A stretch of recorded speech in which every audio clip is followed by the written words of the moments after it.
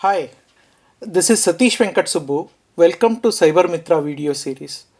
Today I am going to talk about cybercrimes which are targeting women and girls. Okay, this is a part 2 of the presentation. Last week I had started this, where in the last week I had discussed about three cyber crimes: cyber stalking, cyber defamation, and cyber harassment. Okay, and this week I am going to talk about two more cyber crimes which are targeting women and children. Okay, so basically I'm going to talk about how they work or what these cyber crimes are, and then what is the modus operandi, and then next I'm going to talk about what are the precautions one can take, and if you are a victim of such cyber crimes, what are your remedies or the next steps available legally and otherwise. Okay, so this week I'm going to talk about two cyber crimes which are voyeurism and revenge porn or revenge pornography.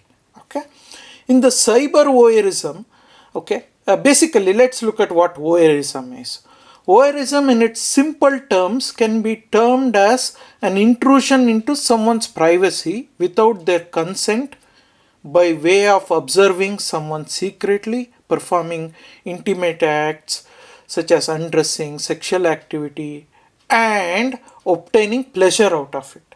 Okay, and if they use any of the digital media or technology like cameras or smartphone, and they place it in public places like changing rooms or in hotels or in public bathrooms, and then if they use that to record pictures or videos of those intimate activities, then this becomes cyber voyeurism. And if they use that pictures and videos and they transmit or upload it over internet and distribute it over internet or through social media or any of the forums, then it becomes a cyber crime. Okay, so what is the motive behind such cybercrime? Okay, one may be that there can be a psychic thing where they get pleasure out of it, or there may be as simple as some financial gain out of it, or it may be out of jealousy or obsession or revenge or hatred of that person. Okay, next let's look at revenge pornography, okay, or revenge porn. Okay, here it is the distribution of sexually explicit images or videos of individuals to bring disgrace, disrepute, or basically to damage their reputation in society. Okay, so if they do that, then it becomes revenge porn, cybercrime. And if they use any of the cyber technologies to do that, like a digital camera or a smartphone, and use any social media or online forums to upload or share or distribute, then it becomes a cybercrime.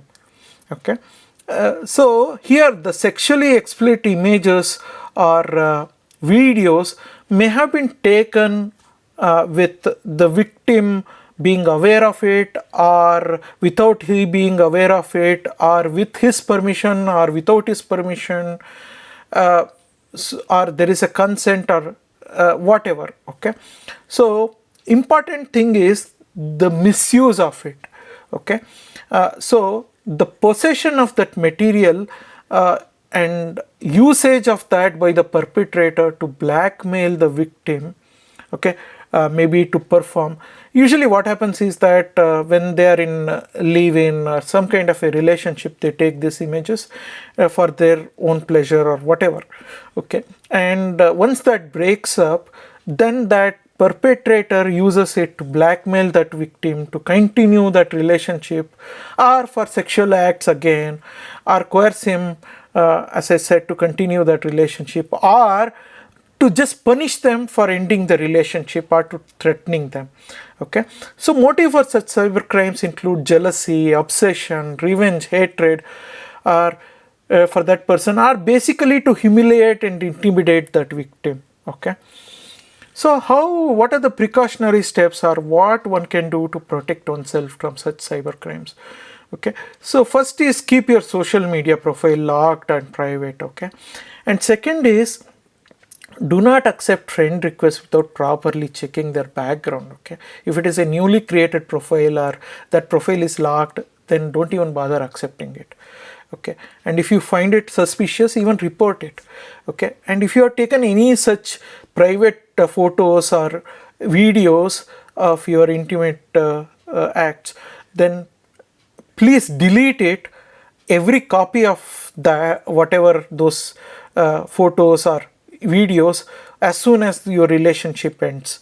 Okay, and do not share your personal and sensitive information, your pictures or where you are traveling with your your loved ones in public space is another one. And use a good antivirus and a firewall software, and VPN also will help you here. Okay, and keep this regularly updated, and never share your location or where you are staying in public. Okay, and as I mentioned before, never respond to strangers messages and block them and report them if you find it suspicious. And never try to meet a person with whom you have interacted only online. Okay, if you have to meet, then meet at a public place, and preferably take somebody whom along with you. Okay, and last but not the least, always use strong passwords and keep changing them often. Okay, and if you have too many to remember, please use a password manager software. If you are a victim of that fraud, or what your next steps can be, to call 1930 cyber helpline or file a complaint on their website www.cybercrime.gov.in. And also don't forget to complain or report that social profile about the act that they performed. Okay, so that that authority can block that user and prevent the fraud. Okay, or prevent it further spreading. Block that user, and but do not, this is important, do not delete any information associated with the crime, and instead save them, as they may be needed as evidence to prosecute that criminal. Okay, and if you have clicked any hyperlink or scanned a QR code or installed any software provided by a fraudster or stranger, please uninstall that software and change your pins and passwords for all your sensitive accounts. And if possible, please format or factory reset your device. So what are the legal remedies available to such person in India? Okay, such person can lodge a complaint at a nearby cyber or regular police station under section 354A to D, which were created especially for such crimes. Section 378, 424, 441, 499, 500, which is basically defamation, and then 503, 507 of Indian Penal Code, IPC, and section 43, 66, 66C, 66D, 67, 67A of Information Technology Act. Okay, and there are other two special acts like the Immoral Traffic Prevention Act and then POCSO, which is Protect Children from Sexual Abuse, under which also you can file the complaint.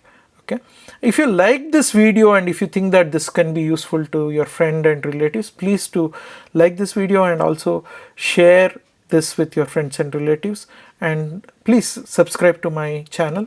You get immediate notification of any new videos. And also, to know about other such cyber crimes, please visit www.cybermithra.in, my blog, and you can find all the information there. Thanks for watching. Have a good day. Next week, I will come back with the third set of cyber crimes which are targeting on women. Okay, and that will be the end of this series. Thank you. Have a good day.